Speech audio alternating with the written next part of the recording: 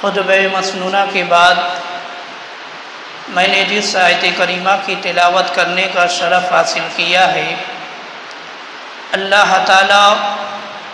قرآن مجید کے اندر ارشاد فرماتا ہے، یا ایھا الذین آمنوا قوا انفسکم واہلیکم نارا وقودها الناس والحجارہ، یعنی اے ایمان والو، اپنی جانوں اور اپنے گھر والوں کو اس آگ سے بچاؤ جس کے ایندھن آدمی اور پتھر ہیں۔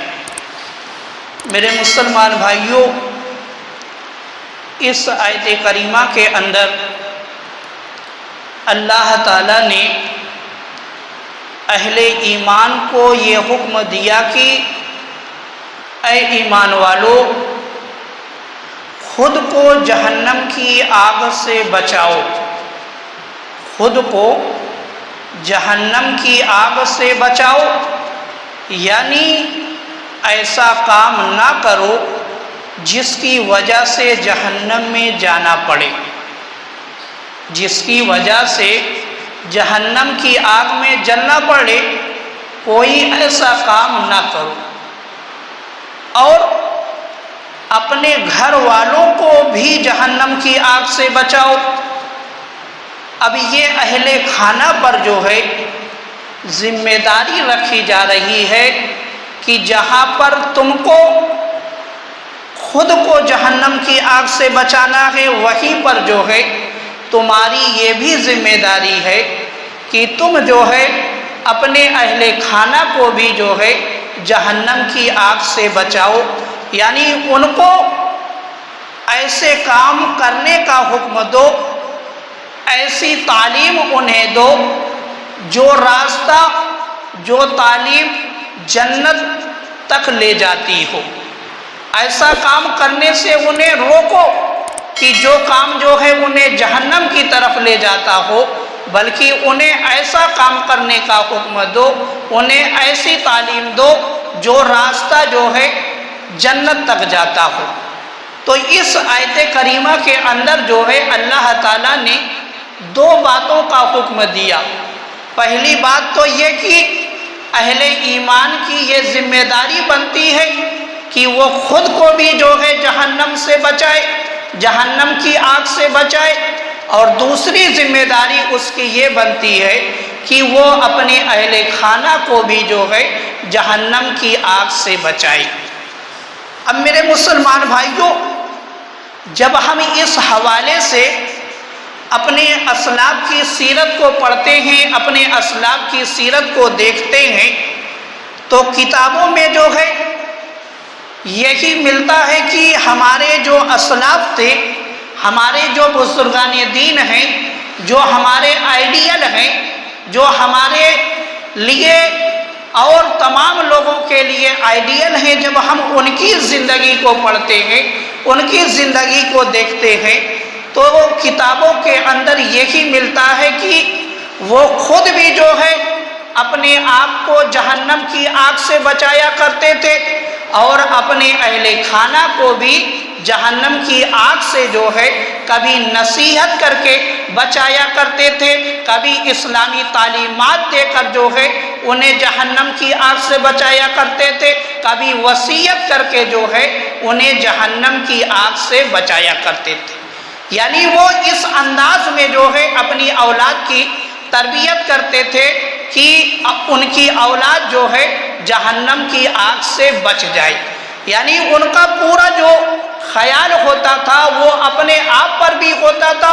اور اپنی اولاد پر بھی ہوتا تھا کہ ہماری اولاد جو ہے وہ جہنم کی آگ میں نہ جائے۔ اس لیے وہ جو ہے اپنی اولاد کو بار بار جو ہے تاکید کیا کرتے تھے اور انہیں اسلامی تعلیمات دیا کرتے تھے۔ تو جب اس حوالے سے ہم کتابوں میں دیکھتے ہیں تو بہت سارے مقامات ایسے ملتے ہیں کہ ہمارے اسلاف نے جو ہے اپنی اولادوں کو نصیحت بھی کی ہے، وصیت بھی کی ہے اور اسلامی تعلیمات بھی دی ہے۔ الصواعق المحرقہ کے اندر ہے کہ حضور اقدس صلی اللہ تعالیٰ علیہ وآلہ وسلم نے ارشاد فرمایا، میرے آقا نے ارشاد فرمایا، اپنے بچوں کو 3 چیزیں سکھاؤ۔ یہ میرے آقا کی تعلیم ہے اپنے تمام کلمہ پڑھنے والوں کے لیے، یہ پیغام ہے میرے آقا کا۔ میرے آقا نے اپنے ہر امتی کو یہ پیغام دیا، یہ تعلیم دی کہ تم جو ہے اپنے بچوں کو 3 چیزیں سکھاؤ، اپنے بچوں کو 3 چیزیں سکھاؤ۔ پہلی چیز اپنے نبی کی محبت، اپنے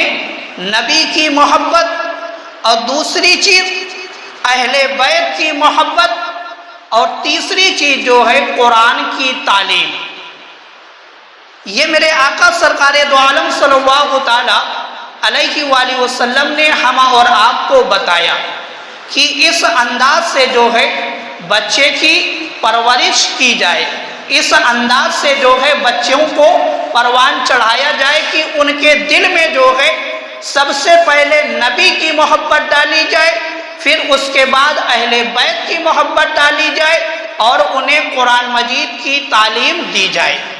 اب میرے مسلمان بھائیوں، اس آیت کریمہ پر جب آپ غور کریں گے تو بہت ہی بہترین بات یہ سامنے آتی ہے کہ میرے آقا نے سب سے پہلے جو پیغام دیا، جو تعلیم دی، وہ یہ دی کہ اپنے نبی کی محبت اور اہل بیت کی محبت۔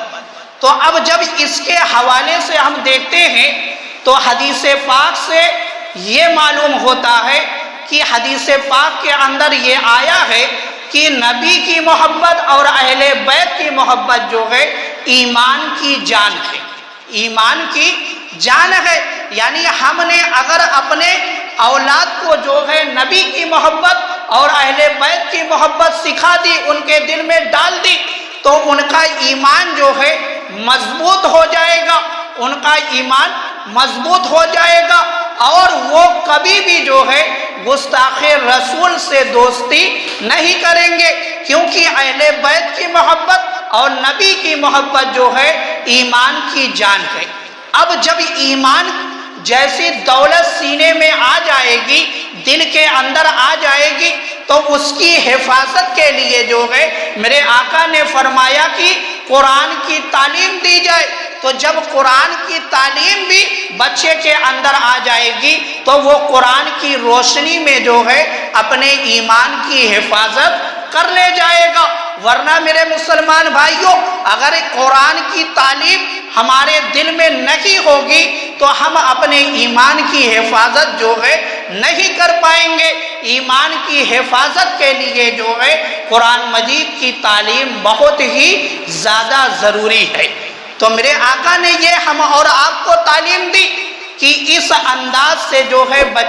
بچوں کی تربیت کی جائے، اس انداز سے جو ہے بچوں کو پروان چڑھایا جائے۔ مگر اب آج ہمارے معاشرے کے اندر جو ہے اس کا جو ہے الٹا ہونے لگا۔ ہم اپنے بچوں کو جو ہے قرآن مجید کی تعلیم بہت بعد میں بے احتیاطی کے ساتھ دلاتے ہیں۔ جیسے ہی ہمارا بچہ تھوڑا سا چلنے پھرنے کے لائق ہوتا ہے، ہم اسے جو ہے یہود و نصارہ والی تعلیم کے حوالے کر دیتے ہیں، یعنی انگلش میڈیم اور تمام ایسے اسکولوں کے اندر ڈال دیتے ہیں جہاں پر جو ہے پورا کلچر جو ہوتا ہے یہود و نصارہ کا ہوتا ہے۔ تو ہمارا بچہ جو پروان چڑھ رہا ہے وہ یہود و نصارہ کے کلچر میں جو ہے پروان چڑھ رہا ہے۔ یہی وجہ ہے کہ آج جو ہے جو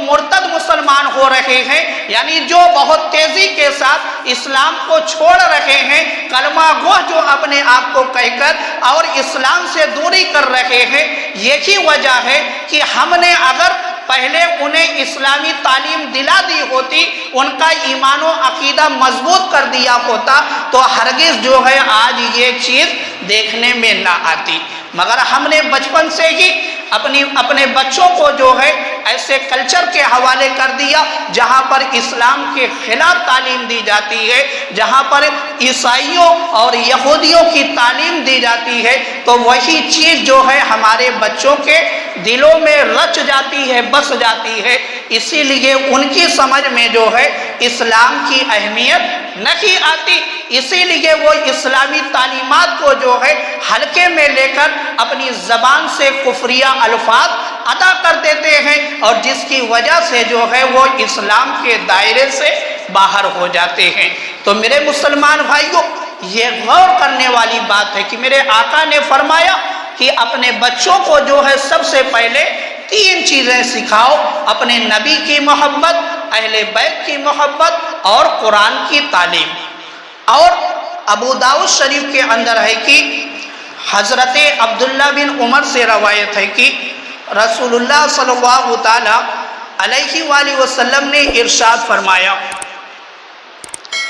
اپنے بچوں کو جب وہ 7 سال کے ہو جائیں، اپنے بچوں کو جب وہ 7 سال کے ہو جائیں تو نماز کا حکم دو۔ یعنی جب بچہ 7 سال کا ہو جائے تو اس کو جو ہے نماز پڑھنے کا حکم دیا جائے، یعنی اسے نماز پڑھنے کا طریقہ سکھایا جائے، نماز کی اہمیت کو بتایا جائے، اور نماز کے اندر پڑھی جانے والی دعائیں جو ہے اسے سکھائی جائے، تاکہ 7 سال سے جو ہے بچہ نماز پڑھنا شروع کر دے، نماز کی ابتدا کر دے۔ اور آگے میرے آقا نے فرمایا، اور جب 10 سال کے ہو جائے، اور جب بچہ 10 سال کا ہو جائے اور نماز نہ پڑھے تو میرے آقا فرماتے ہیں انہیں اس پر مارو، انہیں اس پر مارو اور ان کے بستر جدا جدا کر دو۔ اس حدیث پاک کے اندر جو ہے اللہ کے محبوب ہم سب کے آقا سرکار دو عالم صلی اللہ تعالی علیہ وآلہ وسلم نے اہل خانہ پر یعنی والدین پر یہ ذمہ داری رکھ دی کہ تمہاری یہ ذمہ داری ہے کہ جب تمہاری اولاد 7 سال کی ہو جائے تو انہیں نماز پڑھنے کا حکم دو، اور جب وہ 10 سال کے ہو جائے اور نماز نہ پڑھے تو انہیں مار کر جو ہے نماز پڑھائی جائے۔ یہ ذمہ داری اہل خانہ پر والدین پر رکھی گئی ہے۔ اب میرے مسلمان بھائیوں، ہم اپنے آپ کا محاسبہ کریں، ہم اپنے آپ کو دیکھیں کہ کیا ہم یہ کام انجام دیتے ہیں، کیا ہم یہ کام کرتے ہیں کہ اپنی اولاد کو نماز پڑھنے کا طریقہ سکھاتے ہیں، کیا ہم انہیں نماز کی دعائیں یاد کراتے ہیں، کیا ہم انہیں مسجد میں بھیجتے ہیں، کیا ہم ان کے لیے سختی کرتے ہیں کہ تم نماز ادا کرو؟ نہیں میرے مسلمان بھائیوں، جب ہم خود ہی نماز نہیں پڑھتے تب کہاں سے ہم اپنی اولاد پر سختی کر پائیں گے؟ اس لیے پہلے خود جو ہے آپ نمازی بنے، پھر اس کے بعد جو ہے اپنی اولاد کو بھی نماز پڑھنے کا حکم دے۔ جب آپ مسجد میں آئیں گے تو آپ کو دیکھ کر جو ہے آپ کی اولاد بھی مسجد کے اندر آئے گی، تو بعد میں اثر ہوگا۔ ورنہ میرے مسلمان بھائیوں، ہم خود نماز نہ پڑھیں اور اپنی اولاد کو حکم دیتے رہیں تو ہماری اولاد جو ہے اس بات پر ہرگز عمل نہیں کرے گی۔ اگر آپ چاہتے ہیں کہ ہماری اولاد جو ہے اس پر عمل کرے یعنی نمازی بنے، تو پہلے خود جو ہے آپ مسجد کو آباد کریں، اپنی پیشانی کو جو ہے رب کی بارگاہ میں جھکائیں۔ آپ کی اولاد بھی جو ہے ایک دن ایسا آئے گا کہ وہ بھی نمازی بن جائے گی۔ اور شعب الایمان کے اندر ہے کہ حضرت عبداللہ بن عمر نے ایک شخص سے فرمایا، اپنے بچے کی اچھی تربیت کرو، اپنے بچے کی اچھی تربیت کرو، کیونکہ تم سے تمہاری اولاد کے بارے میں پوچھا جائے گا۔ حضرت عبداللہ بن عمر کہتے ہیں کہ اپنے بچے کی جو ہے تربیت اچھی کرو۔ کیوں؟ کیونکہ اگر آپ نے اچھی تربیت نہیں کی یا اچھی تربیت کی ہے تو اس کے بارے میں جو ہے آپ سے پوچھا جائے گا کہ تم نے اس کی کیسی تربیت کی اور تم نے اسے کیا سکھایا۔ یعنی کل بروز حشر جو ہے ہم سے یہ سوال ہوگا، مولا کی بارگاہ میں ہم سے یہ پوچھا جائے گا کہ تم نے اپنی اولاد کی تربیت کیسی کی، تم نے اپنی اولاد کو کیا سکھایا۔ میرے مسلمان بھائیوں یاد رکھنا، ہرگز یہ نہیں پوچھا جائے گا کہ جب تم دنیا سے جا رہے تھے تو اپنی اولاد کے لیے کتنی دولت چھوڑ کر آئے، یا تم نے دنیا کے اندر اپنی اولاد کے لیے کتنی دولت جمع کی، کیا تم نے جو ہے اپنی اولاد کے لیے پکے مکانات بنوائے۔ یہ چیزیں نہیں پوچھی جائیں گی، بلکہ یہ پوچھا جائے گا کہ تم نے اپنی اولاد کی تربیت کیسی کی، انہیں کیا سکھایا، کیا تم نے انہیں اسلامی تعلیمات دلائی، کیا تم نے انہیں جو ہے اسلام کے بارے میں بتایا، کیا تم نے انہیں کلمہ کے بارے میں بتایا۔ یہ سب سوال کیا جائے گا کل بروز حشر جو ہے ہم اور آپ سے یہ سوال کیا جائے گا۔ ہم آج دنیا میں تو یہ کہہ کر اپنا پیچھا چھوڑا لیتے ہیں کہ ابھی بچہ ہے، بڑا ہوگا سدھر جائے گا یا یہ کام کرنے لگے گا۔ نہیں میرے مسلمان بھائیوں، ہم یہ کہہ کر اپنا پیچھا نہیں چھوڑا سکتے۔ کل بروز حشر جو ہے اپنے قدم کو یہ کہہ کر نہیں ہٹا سکتے، جب تک ہم جواب ایک ایک بات کا نہیں دے لیں گے تب تک ہمارا قدم جو ہے ہٹ نہیں سکتا۔ اس لیے ابھی آج ہمارے پاس موقع ہے کہ ہم خود بھی جو ہے اپنے آپ کو جہنم کی آگ سے بچائیں اور اپنے اہل خانہ کو بھی جو ہے جہنم کی آگ سے بچائیں۔ آج ابھی ہمارے پاس وقت ہے، اللہ نے ہمیں زندگی عطا فرمائی ہے، ہمارے جسموں میں طاقت ہے، ہمارے بازوؤں میں قوت ہے، تو ہم جو ہے اس بات کا ضرور خیال کریں کہ خود بھی جو ہے اپنے آپ کو جہنم کی آگ سے بچائیں اور اپنے اہل خانہ کو بھی جو ہے جہنم کی آگ سے بچائیں۔ اور شعب الایمان کے اندر ہے کہ جب حضرت عبداللہ بن مسعود کی وفات کا جو ہے وقت قریب آیا تو آپ کے بیٹے نے جو ہے حضرت عبد الرحمن نے عرض کیا اپنے والد سے کہ مجھے کچھ وصیت کر دیجئے، مجھے کچھ وصیت کر دیجئے۔ تو حضرت عبداللہ بن مسعود نے فرمایا میں تمہیں وصیت کرتا ہوں، میں تمہیں، یعنی ایک باپ اپنے بیٹے کو وصیت کر رہا ہے۔ کیا وصیت کر رہا ہے؟ حضرت عبداللہ بن مسعود نے وصیت کیا کہ تم اللہ تعالیٰ سے ڈرتے رہنا، یعنی اللہ کا خوف جو ہے اپنے دل میں بسا کر رکھنا۔ اور آگے فرمایا زیادہ وقت اپنے گھر میں رہو، اپنے بیٹے سے کہا کہ اپنا زیادہ وقت جو ہے گھر کے اندر گزارنا۔ کیوں میرے مسلمان بھائیوں آپ نے یہ وصیت کی؟ کیونکہ آدمی زیادہ باہر گھومتا اور ٹہلتا ہے تو گناہوں میں مبتلا ہو جاتا ہے، اور جب گھر کے اندر ہوگا تو آدمی محفوظ ہوتا ہے۔ اور آپ نے وصیت کی اپنی زبان کی حفاظت کرنا، آپ نے وصیت کی اپنی زبان کی حفاظت کرنا، کیونکہ یہ زبان ہی ایسی چیز ہے جس سے جو ہے انسان اہل ایمان کو خوش بھی کر سکتا ہے اور اہل ایمان کو ناراض بھی کر سکتا ہے، اہل ایمان کا دل توڑ بھی سکتا ہے اور اہل ایمان کا دل جوڑ بھی سکتا ہے۔ یہ زبان جو بہت چھوٹی ہوتی ہے مگر کام اس کا بہت بڑا ہے، اس لیے اس کو جب بھی چلایا جائے بہت ہی حفاظت کے ساتھ چلانا چاہیے۔ اور حضرت عبداللہ بن مسعود نے یہ وصیت کی کہ اپنی خطاؤں پر رویا کرو، یعنی اپنے بیٹے سے آپ نے کہا کہ اپنی خطاؤں پر رویا کرو، توبہ و استغفار کیا کرو۔ ایسا نہیں کہ گناہ کر کے جو ہے دلیر بن جایا جائے، نہیں، رب کی بارگاہ میں ہمیشہ جو ہے توبہ و استغفار کرتے رہنا چاہیے۔ ایک آخری حدیث پاک سن لیں کہ الترغیب و ترہیب کے اندر ہے کہ رسول اللہ صلی اللہ تعالیٰ علیہ وآلہ وسلم نے ارشاد فرمایا کسی باپ نے اپنے بچے کو ایسا عطیہ نہیں دیا جو اچھے ادب سے بہتر ہو،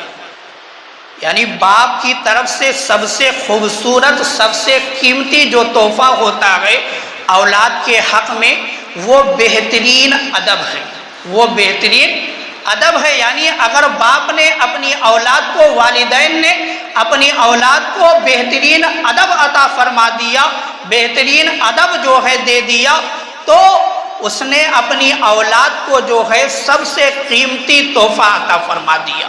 اس نے اپنی اولاد کو سب سے قیمتی تحفہ عطا فرما دیا۔ اور اس حدیث پاک کی شرح میں جو ہے میرات المناجی کے اندر مفتی احمد یار خان نعیمی علیہ الرحمہ فرماتے ہیں، اچھے ادب سے مراد